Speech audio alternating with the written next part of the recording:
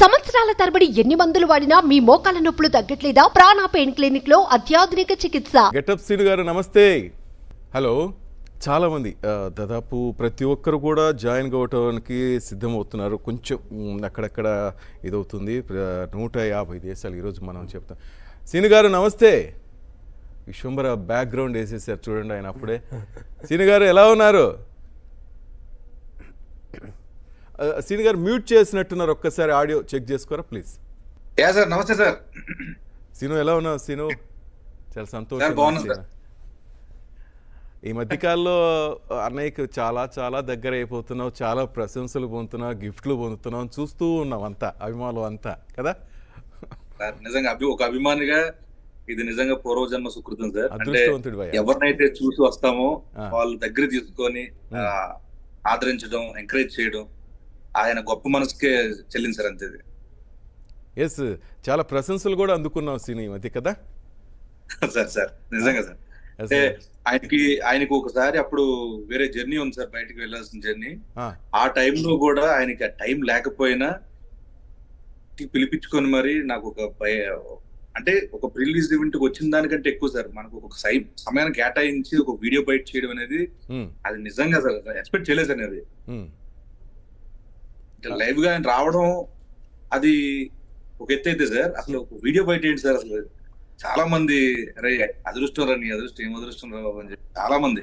Yes, ఆయన అందరినీ ప్రోత్సహించడమే అన్నయ్య మంచి లక్షణం కదా, ఆయన గుణమే అది.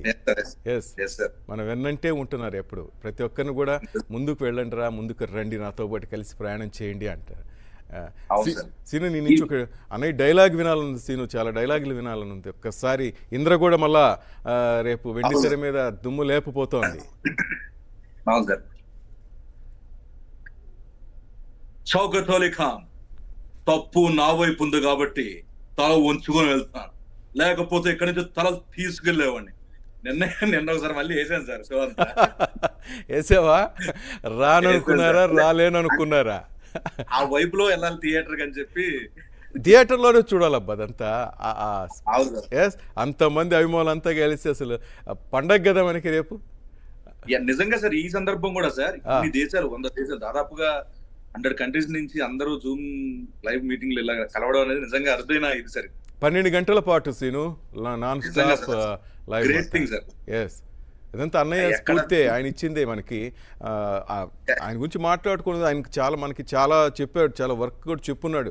ఈ పనులు చేయండి, ఆ పనులు చేయండి, వాళ్ళకి సేవ చేయండి అంటున్నాడు కదా. అదే మనం చేయబోతుంది. నిజంగా ఆయన నుంచి నేర్చుకుంది అదే కదా మనం. 100% సార్, నో డౌట్. అసలు ప్రతి క్షణం ఆయనతో ఉన్న ప్రతి క్షణం ఇన్స్పైర్ అవుతూనే ఉంటారు సార్. అదేంటో మీకు ఆయన నచ్చిన ఒక మంచి గుణం ఏంటి చెప్పండి శ్రీనివాస్. ఈ మధ్య మీరు చాలా దగ్గరగా ఉన్నారు సీను మీరు. అవును సార్, అంటే ఈ మధ్యన బాగా అబ్జర్వ్ చేసింది ఏంటంటే సార్, నెగిటివిటీ అనేది ఆయన దరిదాపులో రానివారు సార్. ఎస్, అది మెయిన్. ఎవరి గురించి నెగిటివ్ మాట్లాడినవారు సార్, ఆయన దగ్గర నెగిటివ్ ఉన్నా కూడా అసలు సహించరు ఆయన. ఆయన మెప్పు కోసం కొంతమంది వాళ్ళ గురించి చెప్తున్నారు, వద్దు నెగిటివిటీ వద్దు ప్లీజ్ ఆపేయండి. ఇంత గొప్ప గుణం సార్ ఆయన. అంటే అవతల వాళ్ళు ఎలా ఉన్నా, వాళ్ళ చర్యలు ఎలా ఉన్నా, వాళ్ళ మాటలు ఎలా ఉన్నా, వాటిలన్నింటిని కూడా ఆయన ఎలా చూస్తుంటారంటే అది వాళ్ళ నైజం. మన నైజం ఏంటి? లవ్ ఇవ్వడం, వాళ్ళతో పాజిటివ్ గా ఉండడం, మన చేతనే సాయం చేయడం, అంతే మన నైజం ఇది. వాళ్ళు ఏదో అన్నారంగా మనం ఏదో అంటే అప్పుడు నా నైజం ఇవ్వాలి అని అనుకునే గుణం సార్ ఆయన. శ్రీనివాస్ గారు వింటున్నారా? సేమ్ మీరు చెప్పిన మాటలే ఇక్కడ మరొక శ్రీనివాస్ గారు ప్రొడ్యూసర్ గారు ఉన్నారు, గుర్తుపట్టారో లేదో, గెటప్ సీను గారు. ఆయన కూడా అదే మాట చెప్పారు. అన్నయ్య దగ్గర ఉన్న పాజిటివ్ అది. ఎవరిని కించిత్ మాట అనరు, ఎవరినైనా కామెంట్ చేసినా వద్దురా అంటాడు సున్నితంగా. ప్లస్ ఆయన తిట్టిన వాళ్ళు వచ్చినా కూడా హక్కున చేర్చుకుంటాడు. అది ఏంటో మాకు అర్థం కదా. ఆ గుణం ఏంటి, ఆ మంచి దయాగుణం ఏంటి, దాని నుంచి మనం నేర్చుకోవాల్సింది చాలా ఉంది సీను. నిజం కదా? నిజం సార్, నిజం సార్. ఎప్పుడు అది ఒక పెద్ద పుస్తకం సార్, గ్రంథం సార్ ఆయన. ఎస్, మీరు చెప్తున్నట్టు మీరు చాలా స్కిట్లలో చెప్తుంటారు, హలో బాబాయ్ అంట బ్యాచ్, చాలా మంది బ్యాచ్ వస్తుంటారు కదా. ఆయన ఇంటర్వ్యూ చేయడం మళ్ళీ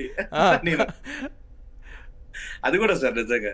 అంటే అనుకుంటారు అంత పెద్ద స్టార్ హీరో సార్, గెస్టార్ చిన్న ఆర్టిస్ట్ ని నేను ఇంటర్వ్యూ చేస్తే ఏం బాగుంటది అని చుట్టుపక్కల అనుకుంటున్నా సార్.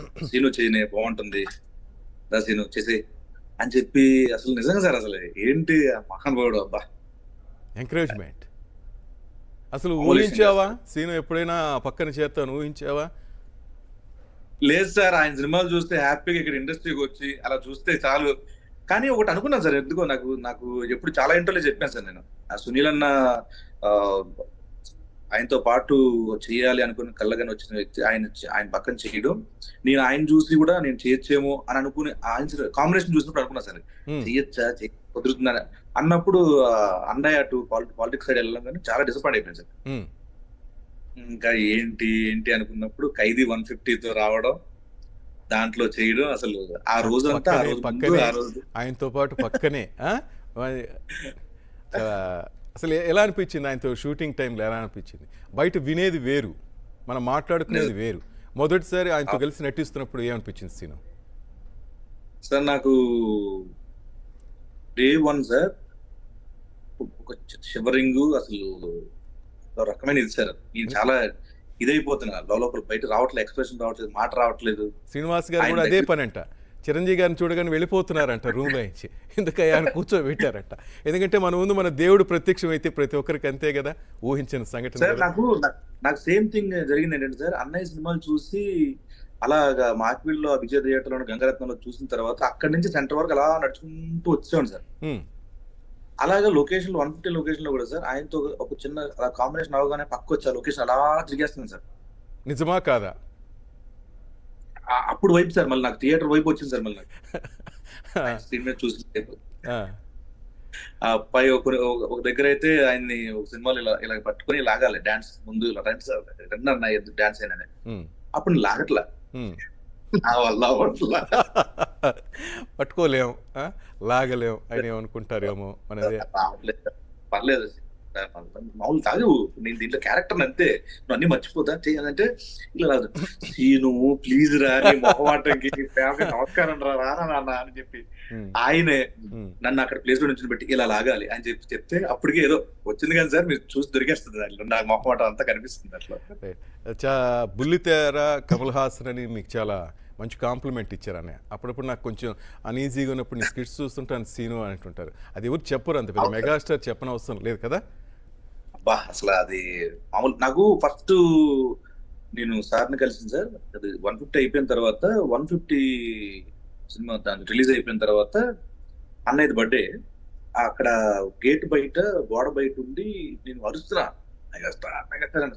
ఆయన జస్ట్ ఒక్కసారి ఫ్యాన్స్ కోసం అలా వచ్చారు, గోడ నుంచి ఇలా వచ్చి అందరికి ఇలా ఛాయ్ చెప్పారు.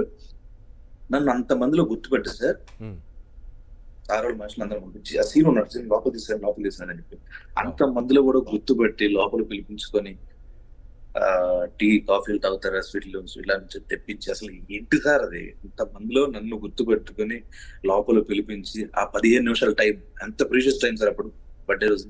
ఉమ్. అసలు అమేజింగ్ సార్. నిజంగా సార్. Yes, yes. శ్రీనివాస్ మీ బిజినెస్ ఏదైనా మీ ఊర్లో ప్రమోషన్ చేయాలంటే అది సుమన్ టీవీతోనే సాధ్యం. ఇప్పుడే సంప్రదించండి.